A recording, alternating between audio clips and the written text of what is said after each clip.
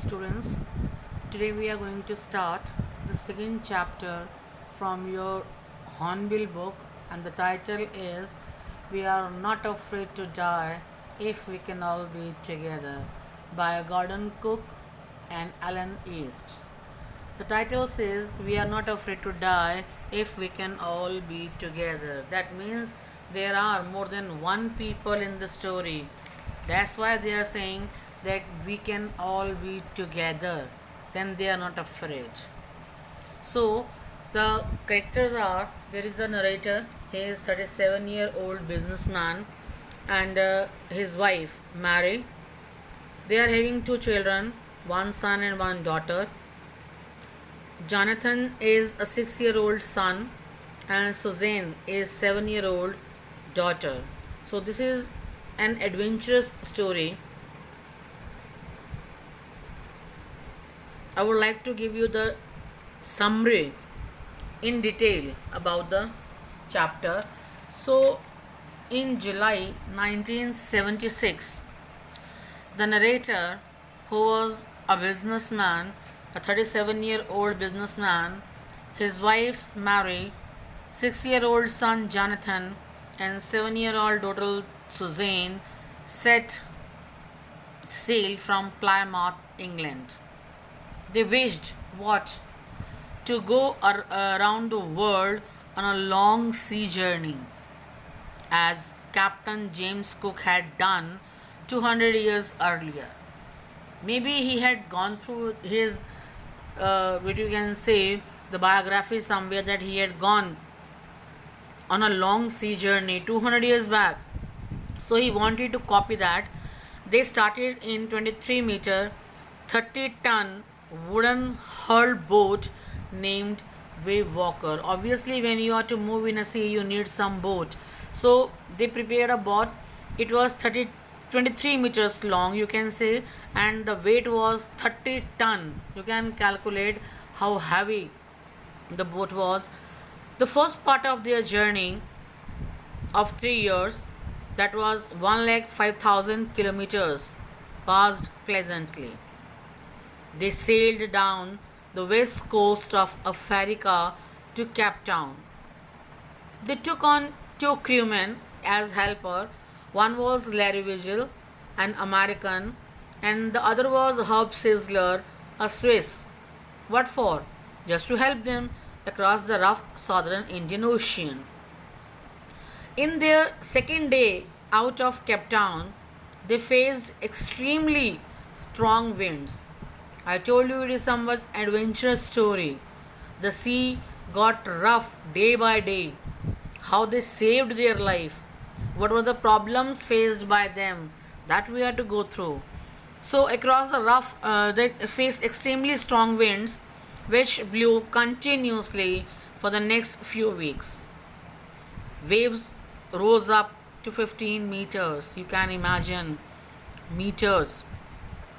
It's more than 1 meter is approximately, if I'm not wrong, 3 feet plus, you can say. So 15-meter long waves were rising. On December 25th, they were 3,500 kilometers east of Cape Town. Though the weather was very bad, they enjoyed Christmas and New Year's Day. The weather changed, obviously, but not for good, for bad. It became worse. On January 2nd, there were mighty waves, you can see. They were sailing at 8 knot. You will get to know all these things. You are to, when we'll go through the chapter line to line, the speed of wind, you can say. They slowed down the boat by dropping the small sail and fastened mooring rope in a loop across the hind part of the boat.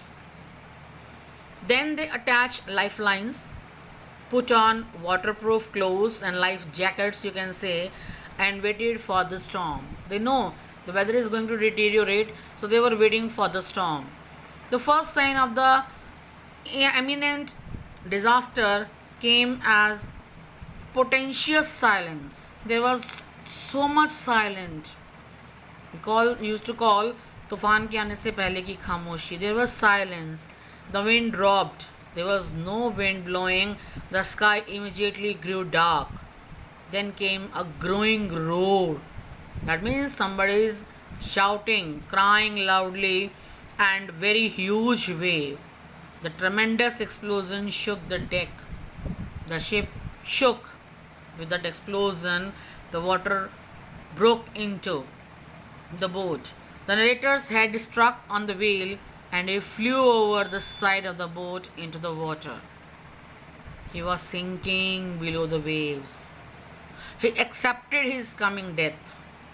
Suddenly, his head appeared out of the water. A few meters away, Wave Walker was about to turn over in the water. The boat was about to collapse. Then a wave threw her upright. All of a sudden, a wave came from the opposite side and made it upright. Succeeding waves threw the narrator around the deck like a rag doll. Just the child plays with the puppet, you can see, throwing here and there. The waves were playing with the narrator like that. His rib cage cracked. His mouth was filled with blood and broken teeth. He found the wheel. Line up the stern for the next wave. There was water everywhere on the ship. But he could not leave his place in order to investigate the situation. How he can leave the steering wheel? Suddenly his wife, Mary, opened the door in the deck and shouted that they were sinking as the decks were broken. The boat was breaking place to place. Everywhere, water was entering inside the boat. The narrator asked her to take the wheel. Then he moved quickly to the door. Larry and Herb were pumping water out of the ship. You can see the magic. They were pumping the water out. But what is the fun? Outside also there is only water and water everywhere. They were in the sea, standing and moving in the sea. There was only water. What was the fun of just putting the water out of the ship? The wooden beams and had broken. The whole starboard side had bulged inwards.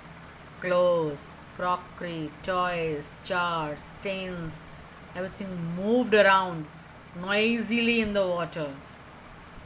He crawled into the children's cabin. Sue had got a big bump on her head because it was time and again bumping with this or that. He had no time to attend to her.